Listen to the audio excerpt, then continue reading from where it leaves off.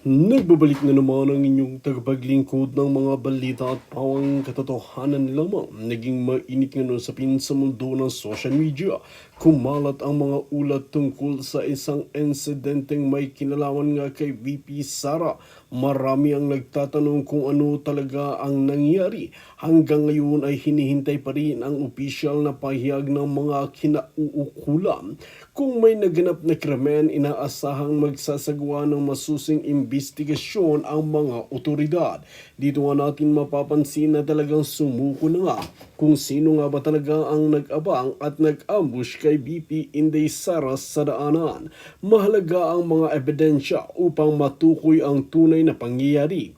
Hindi dapat agad maniwala sa mga haka-haka na walang opisyal na kumpirmasyon. Inaasahan magsasalita ang mga opisyal kapag kompleto na ang impormasyon na nakuha nga nila sa nahuli nila na talagang tumambang kay VP Inday Sara. Patuloy na binabantayan ng publiko ang mga susunod na kaganapan.